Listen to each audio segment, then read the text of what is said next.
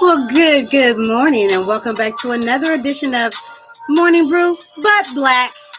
And yes, this is my take on what I think that minority business owners and minorities need to be thinking about as this news is moving really fast. So we got what? I got time today. So let's go ahead and get right into it. So let me just start with my headline for today. The Deutsche Bank. The Deutsche Bank. It posted its best gains, its best year in the last decade for 2021. Let that sit in. Who is Deutsche Bank? Those are the people that can help us with Trump's taxes. But apparently they can't.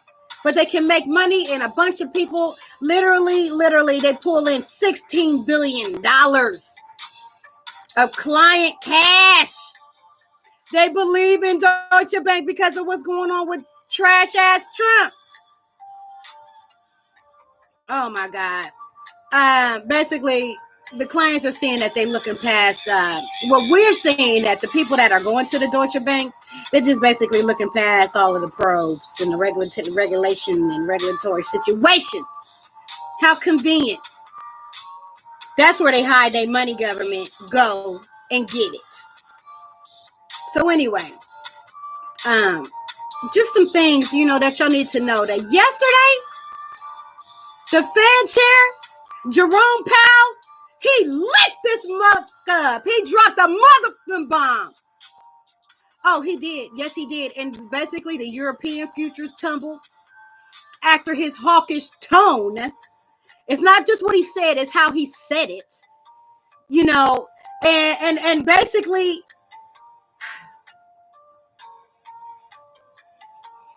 everything.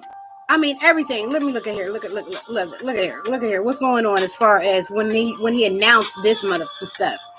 I mean, China, for God's sakes, when they heard this news, the global economy, they not feeling this news. They're not feeling this news. But I'm gonna tell you right now, as of yesterday, the stuff that, as far as stocks are concerned, the stuff that was winning and going on, you know what I'm saying?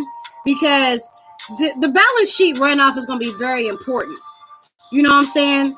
Global stocks and bonds, they did sink because of his hawkish ass federal tone that he put, threats to raise 50 points, you know what I'm saying, in March, and threatens to raise inflationary every time they meet this year, not just the 3 times they predicted when we didn't have no inflation predictions last year.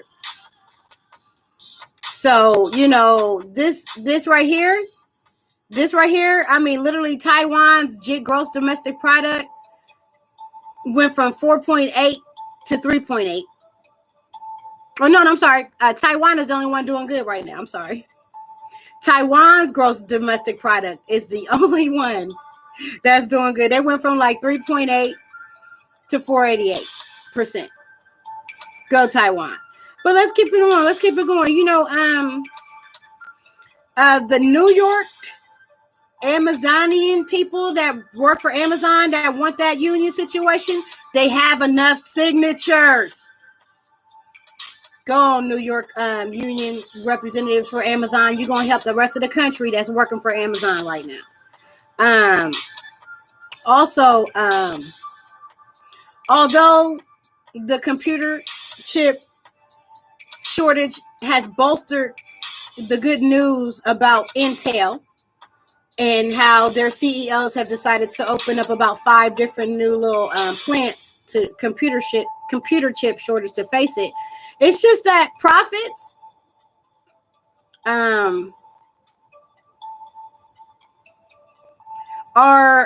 low. Matter of fact, Intel reported some very poor quarter 4 profits. Matter of fact, and the problem was from their spending spree.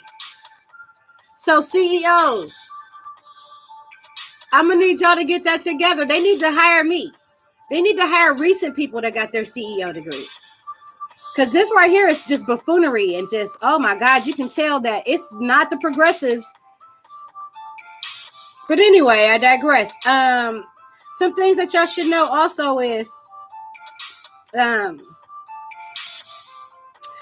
the running Jordan over here in Jerusalem is running low on water, and it's probably because of the high salt situation. So they're looking to import water and something that some desalination type of stuff.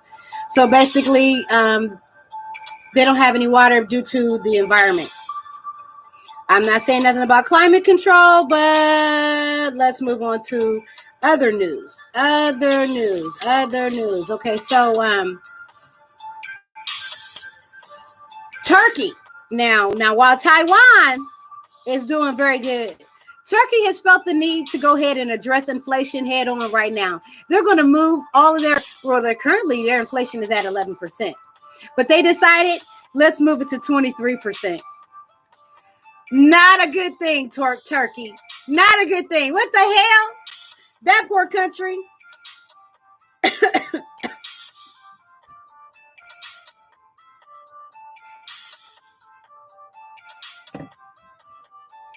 That poor country. That right there.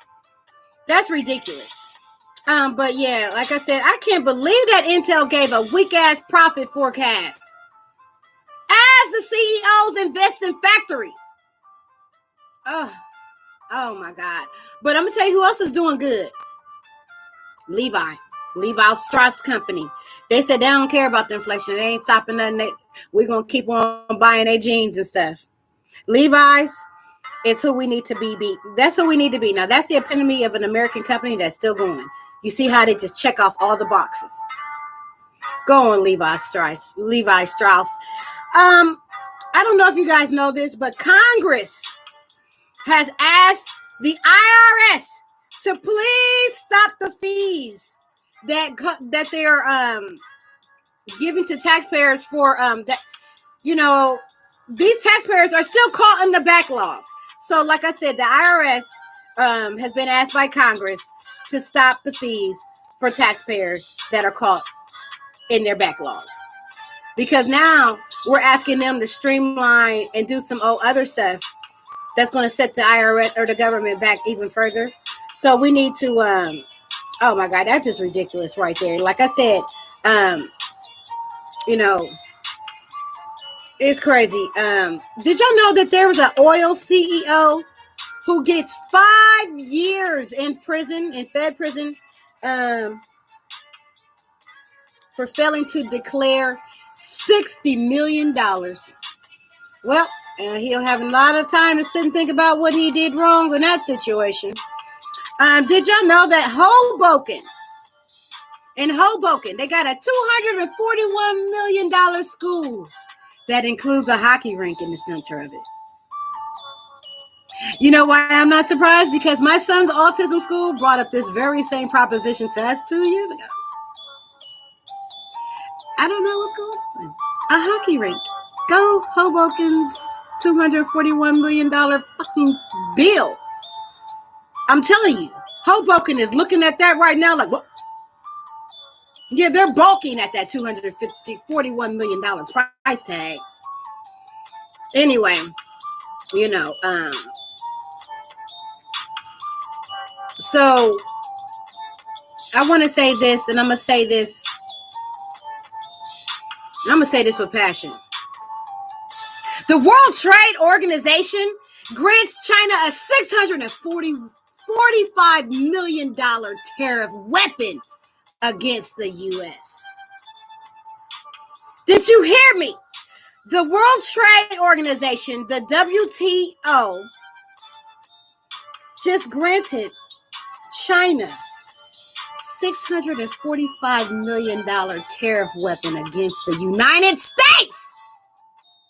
We're not going to talk about China and what that's going on right there. For God's sakes, Evergrande, they're going to take that Evergrande company and break it up. And they're going to use it to pay off all their muffin debts with the property and the transportation. And man, come on, China. So the World Trade Organization just gave them a weapon against the United States, a $645 million tariff weapon. Thanks, WTO. Yeah. Yeah, I was going to report with the good news that I thought that had came up out of the WTO yesterday. But that right there, that is a problem. Oh, and what's down as of yesterday? Stuff that we typically don't think of as being down is down. Gold is down. Silver is down. Copper is down. Platinum is down. Soybeans is down. Wheat is down. Corn is down. Sugar is down. Lumber is down.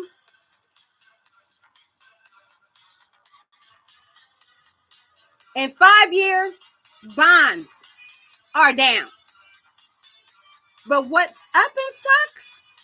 That would be aluminum, coffee, the VIX, whatever that is. I need to look that and look into what the VIX is, and 10-year and 30-year bonds.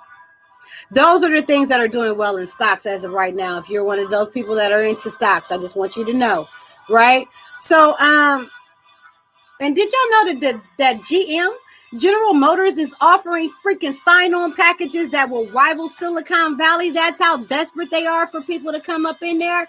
Yo, if you're looking for work, GM got you. GM got you. So I'm gonna continue on because there's more news. There's more news. I announced on my TikTok today that don't forget to play your prescriptions, honey. I mean, that's not even me messing up my words. Basically, Achilles Interactive, the maker of prescription video games, you heard me. Achilles Interactive, the maker of prescription video games, announced plans to go public by merging with the SPAC, run by a billionaire investor called Shaman Palafita. And it values Achilles at $1 billion. So these Achilles video games, the Endeavor RX, became the first video game to be approved as a medical treatment when it was greenlighted by the FDA to treat ADHD in 2020. So the game hasn't been commercialized yet, but more than 1,000 doctors have already prescribed it. Next up, the company is working on tech that will help treat autism spectrum disorder, depression, multiple sclerosis, and other cognitive issues. So while the FDA hasn't approved any other video game as a medical device, it has rubber stamped 2 virtual reality-based therapeutics that treat conditions like lazy eye and chronic pain. According to The Verge, you know what I'm saying? Let's zoom out here. According to the Morning Brew, Shaman brings some bragging.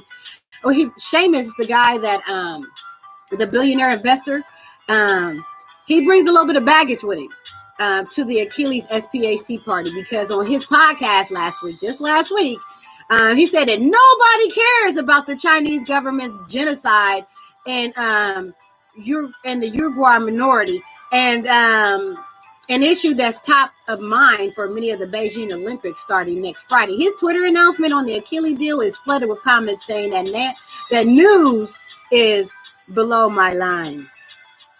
A quote from the pod.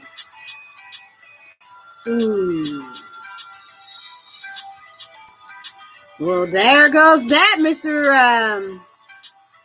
Shaman. You know, what else is brewing in today's news? You know, I was telling y'all that Amy Schneider, she had an epic run on Jeopardy, but it came to an end last night after racking up 40 wins. I mean, she's the second longest streak of winning in history here at Jeopardy. And nearly $1.4 million in prize money has she been awarded. But it's just kind of sad to see her go. But she did raise that. Go, women. Go, women. So President Biden,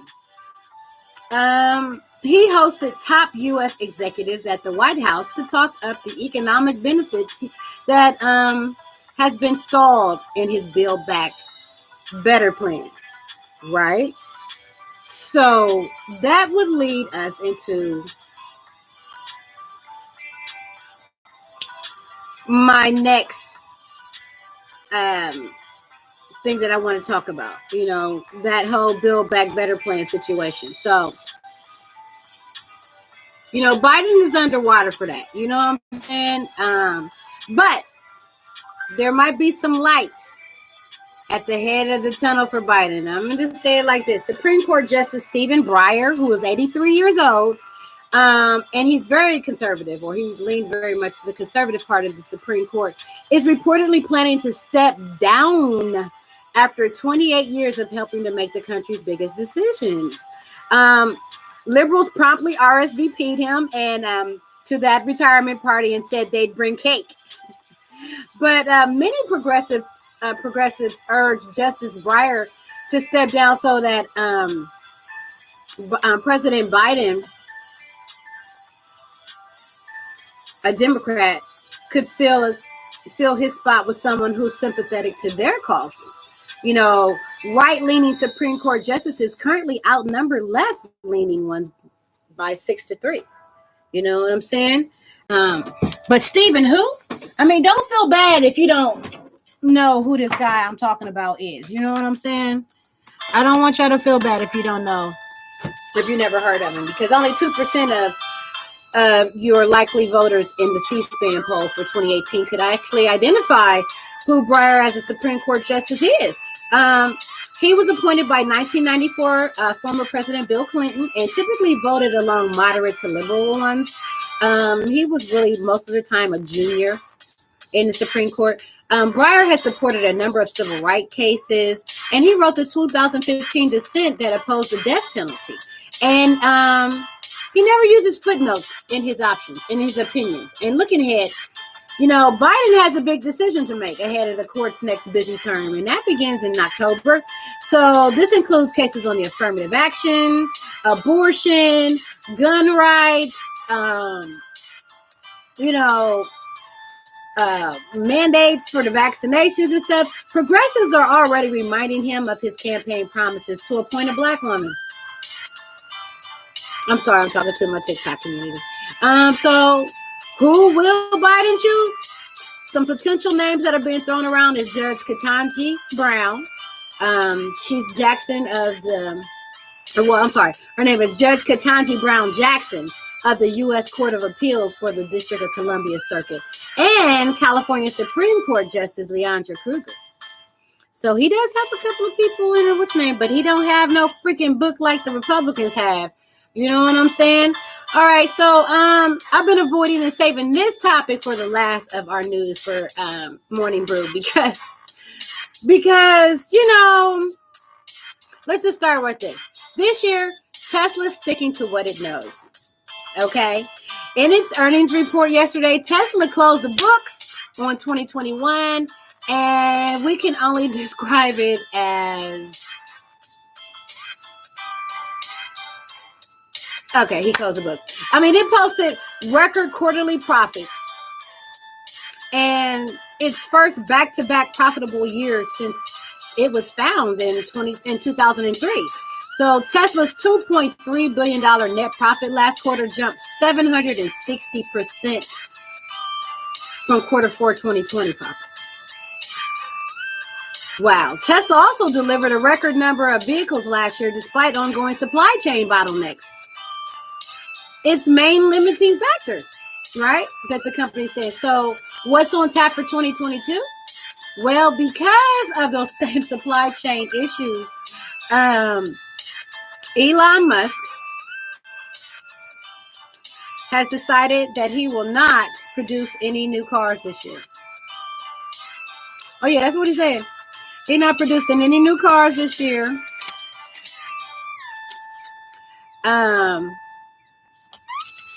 Because, first of all, of the supply chain issues.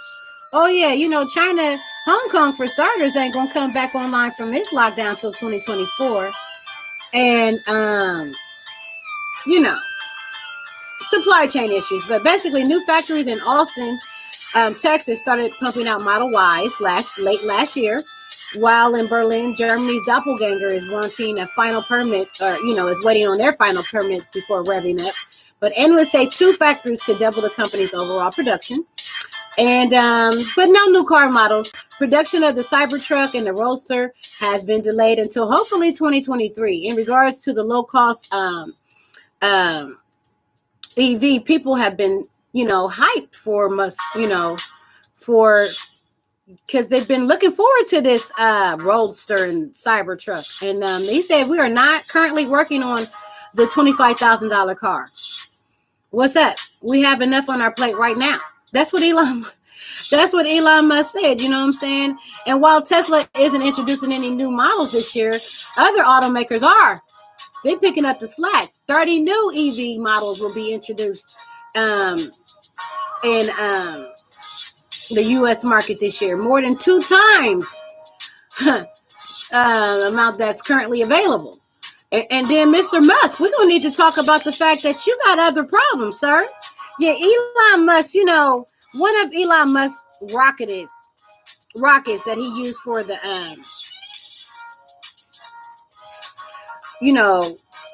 basically, it's a big problem. Elon Musk's rocket will hit the moon, astronomers say, in March. Now, I know that he's not concerned with making cars this year, and his focus is going to be on human robots. It's just that space junk is a real problem. Back in 2015, this man launched the freaking rocket that is it's about to hit March 4th. Is due to hit the moon. Now, that gives me so many thoughts in my mind. But first of all, we're going to talk about the fact that there's space junk. And that type of stuff is just floating all around. And here we got 100,000 new satellites that's about to be uplifted into the atmosphere. That's a problem. But what I guess my problem is, you mean to tell me it takes 7 years for a rocket to hit the moon? Well, what the... Did we really walk on the moon? I'm going to leave it at that. I'm going to leave it like that. You know what? This has been today's morning brew, but black. And, we're not going to do this. We're going to end this right now. You guys, love, peace, and hair grease. See you in the next one.